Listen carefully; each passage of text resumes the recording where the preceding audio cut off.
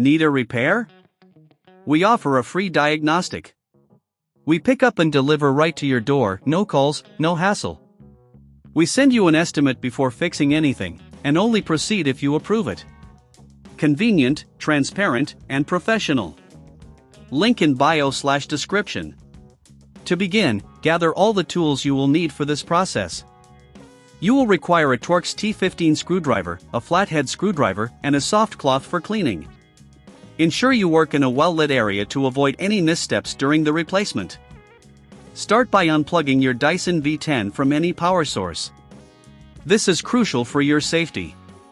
Once unplugged, lay your vacuum cleaner on a clean, flat surface. Next, locate the screws that hold the body in place. Using your Torx T15 screwdriver, carefully remove the screws located at the back of the vacuum. There are typically 4 screws that need to be taken out.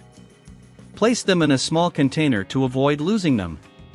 After removing the screws, gently lift the body of the vacuum away from the main assembly. You may encounter some resistance due to the clips holding it in place. If needed, use your flathead screwdriver to carefully pry the clips apart. Make sure to do this gently to avoid damaging any components. As you detach the body, take a moment to inspect the internal components. Cleaning any dust or debris that may have accumulated will enhance the performance of your vacuum. A soft cloth can be used to wipe down the internal parts carefully. Once the old body is removed, it's time to prepare the new body with the original trigger. Align it with the main assembly and ensure that all clips and connections are positioned correctly. If you don't have the tools or time for this process, remember that we offer professional diagnosis without obligation and pickup and delivery at your home. Secure the new body by pushing it firmly into place. Once it's seated correctly, reinsert the screws you removed earlier using the Torx T15 screwdriver. Be sure to tighten them adequately, but be careful not to over-tighten, as this can strip the screws or damage the body. After all screws are tightened, check that the new body is securely attached. You can do this by gently pulling on it to confirm it's firm and stable. Finally, give your Dyson V10 a thorough inspection.